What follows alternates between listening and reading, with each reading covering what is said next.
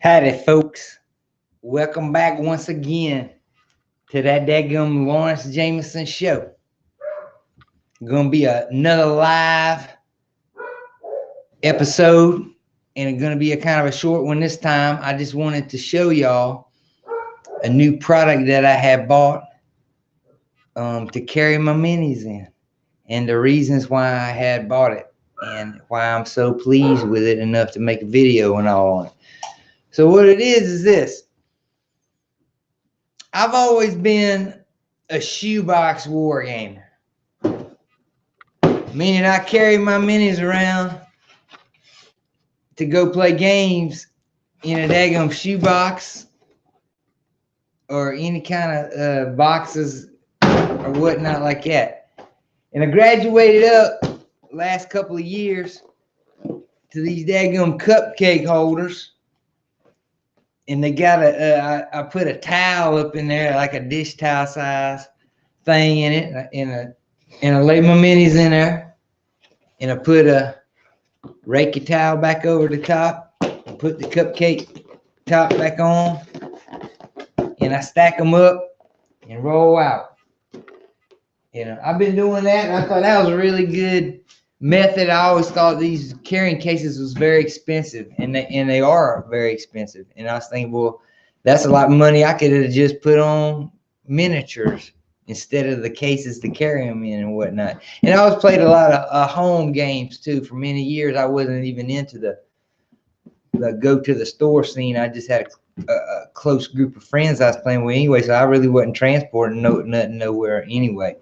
So then I had got in all the way down to where I had got biggins like this with whole tiles inside of them, and I had a whole 2,500 point Nurgle force.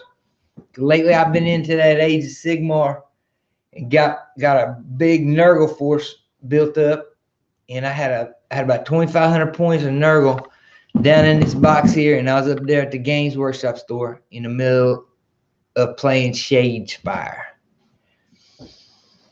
And somehow or another, I had took the top off this to show some fellers or some of the pieces that was in there. And when I put it back down, I just laid the top back down like this here.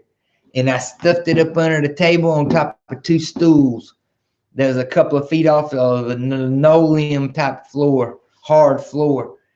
And I got to hooting and hollering and jumping around in the middle of that daggone Shadespire game and rolled some dice, and I hardly didn't even feel my leg hit this daggone giant plastic thing, man. And to be honest with you, man, together combined, this thing and the top of them painted metal stools is as slick as a jellyfish dick. And the whole thing went off into the floor. And all my models, even though there's a towel and all up in there, all my models crushed together, big, great unclean ones, and things smashed into other models, and there was a good bit of damage. There was a good bit of damage to my daggum ego as well, because it was in front of a whole mess of people up there on a Saturday inside of a daggum Games Workshop store, and all my minis just hit the floor. It was very embarrassing, and that pushed me over the edge. And I went home at night and I started looking around on the internet to see what I could do about getting me a box like I seen other fellas have. And at this point right here, money wasn't hardly no object. It was, but you know what I mean. But I was going to have to buy me a carrying case if I was going to keep on carrying my minis down to the stores. So after a bunch of researching and all, and looking all over at Battle Foam and different companies and stuff like that, and I took a look at what Games Workshop had.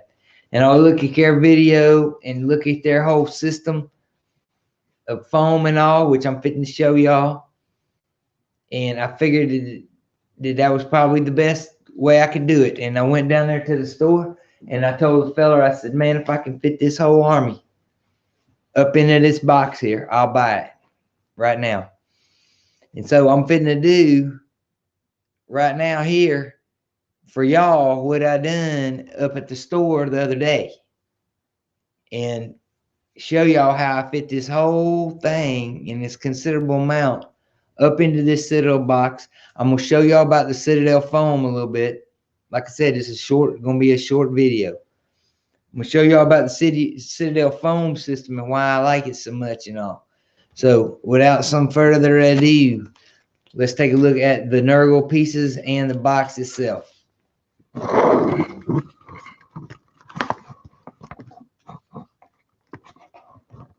Dang gum, it's dark.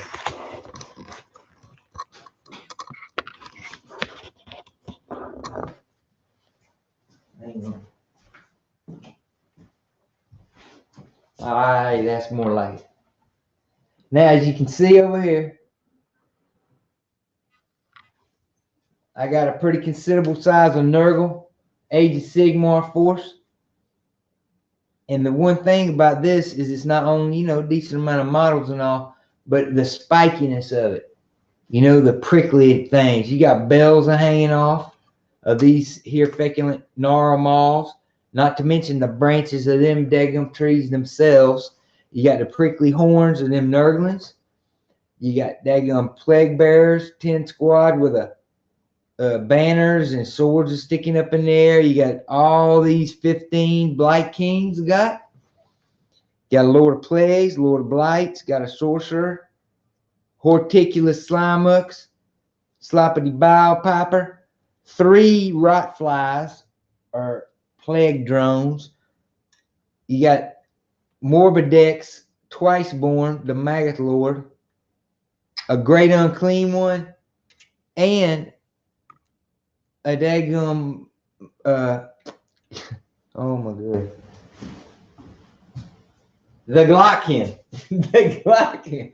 Anyway, I'm working on the Glockin right now. I kept wanting to say Maggotkin because the book is laying right here. Anyway, so Glockin, and I'm gonna fit all these into this case here. So I went down there and looked at this case, and now Citadel's foam system looks like this here. It's not pull-out foam. It's this wavy foam here.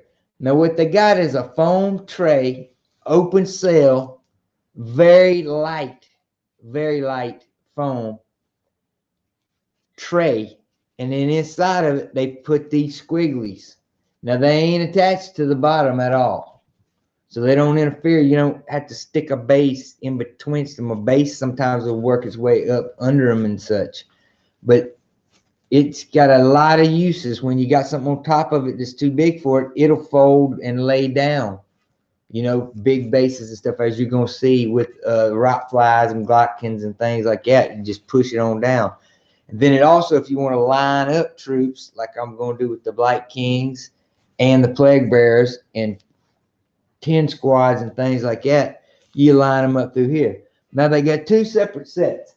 They got these trays right like that fit in the side of these other bigger trays that basically is the same tray as what you got here, with taller walls that they've added on in that same foam. And in the bottom of this, and it's got the same thing of these squigglies and all. Now, what I think I know the concept of this whole thing is to, no matter what the shape of the model is, if you put this one down, and you put this one in on top of it, even if it don't go all the way in, your whole model is covered, surrounded in foam, no matter how spiky and squiggly the bits is. So I'm going to put this in. I'm going to show you. These are actually leftover foams I had, because the more models you put in there, and this Citadel case here depends on you putting a full rack in there. And in fact, if you don't have a full rack in there, if you don't put a full rack in there, you need to put some stuff in there, other foams and stuff, even paper towels or whatever it takes to fill it up. Because you can't just put a couple of models in there. They're going to wrangle around. The whole system relies on it being full. So the first thing I did, these two pieces stay up in the top. And first thing I'm going to do is line this one here with all these plague bearers. And what I'm going to do, the ones that's too tall, sticking up way too tall like that, banner bearers, guys with swords sticking way to the moon, I'm going to stick them laying down there. And I'm going to put them in there like this. Now, I'm also going to put my Nurglings in there with them. But what I'm doing on this one here is I'm going to make sure I don't put anybody in the outside slots right there, because I'm going to use them to help with my trees there. So, put them down in there. Now, as you can see inside the box, I got two of the deep trays like this here down in the bottom. I'm going to take the Glotkin and I'm going to turn him. I already know from experimenting around. And this is what I'm saying about putting it just right on top. Let me get these out today. Putting it right on top, because he goes right in there just like that. Fits very nicely. If you just find these big models, you can find a sweet spot for them in a good way they lay. This great and clean one, he'll go right beside him.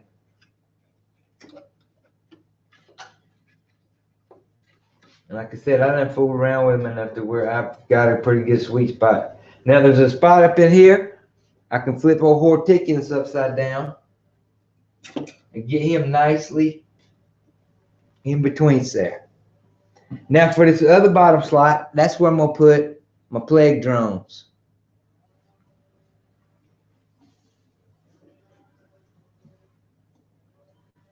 And you can tuck their bases. I put them with the wings facing straight up.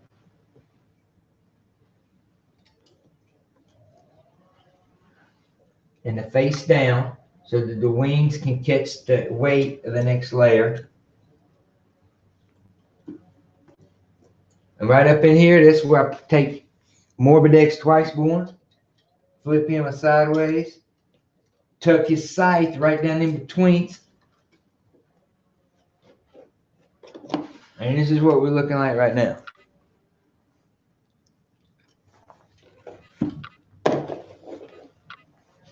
Then I can take these here. Where's my other rack? I can take a clean rack like this.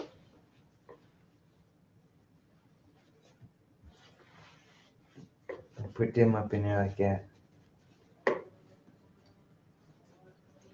I take this rack here. I can lay all my Blight Kings inside of it. And I'm lining them up the same kind of way. Just in lines. And I can get about 4 in a line. If I think they're too tall and sticking up too much, that's when I can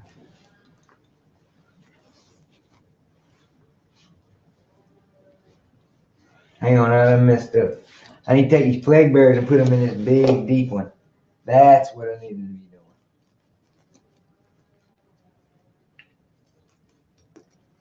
I done took it apart and couldn't get it back together like I had it before. So let me switch these plague bearers out to this big part. The deep part, I mean. And I still got room in some of these, even this lower one here. I could put this sorcerer down in here with them. I might even get the Lord of Lights and all down in there with them. But I get them there. Get all these Blight Kings lined up.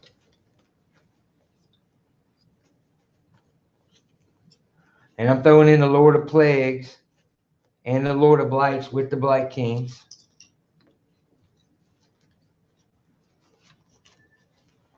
And you see how I'm just spreading it apart Do people call me on my videos?